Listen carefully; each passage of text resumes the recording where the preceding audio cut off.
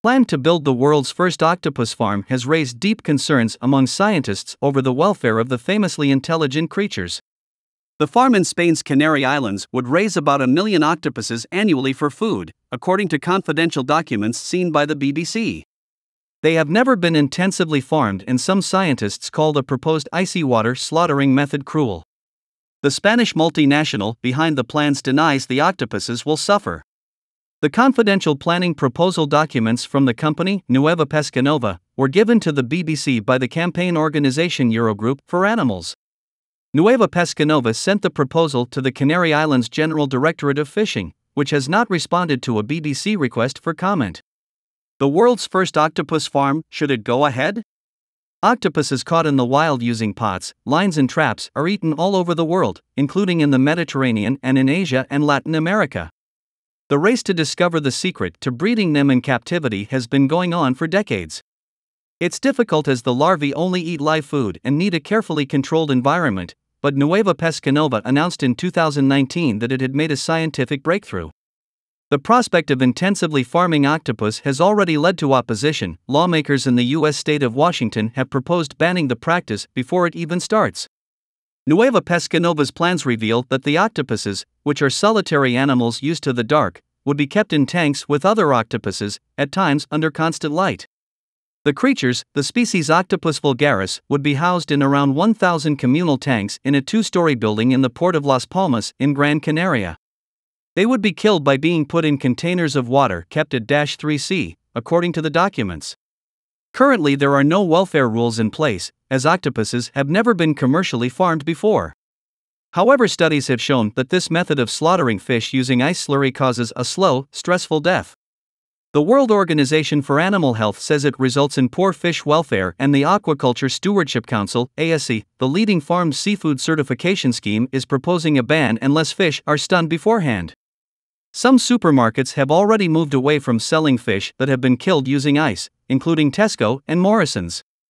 Professor Peter Tse, a neurologist at Dartmouth University, told the BBC that to kill them with ice would be a slow death, it would be very cruel and should not be allowed. Adding that they were as intelligent as cats, he suggested that a more humane way would be to kill them as many fishermen do, by clubbing them over the head. To supply premium international markets including the US, South Korea and Japan, Nueva Pescanova wants to produce 3,000 tons of octopus a year. This equates to around 1 million animals, with some 10 to 15 octopuses living in each cubic meter of tank, according to campaign group Compassion in World Farming, CIWF, which has studied the plans.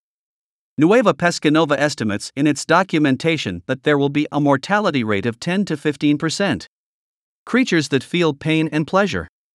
Jonathan Birch, associate professor at the London School of Economics, led a review of more than 300 scientific studies which he says shows that octopuses feel pain and pleasure. It led to them being recognized as sentient beings in the UK's Animal Welfare Sentience Act 2022.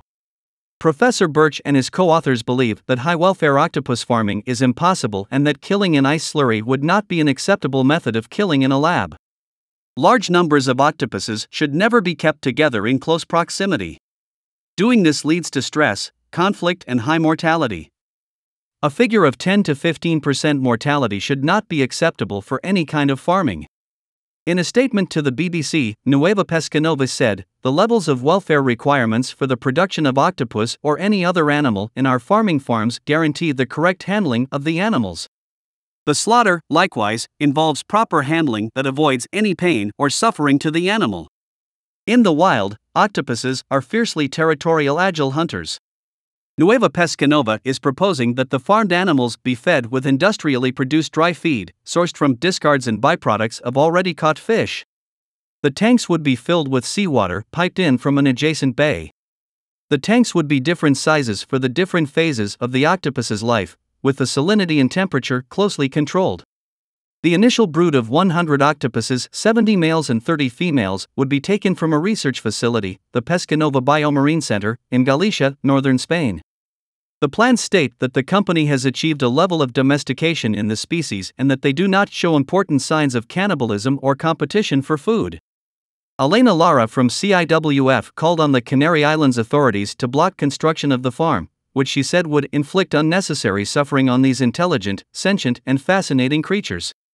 Reineke Hameliers, CEO at Eurogroup for Animals, added that the European Commission was currently reviewing its animal welfare legislation and had a real opportunity to avoid terrible suffering.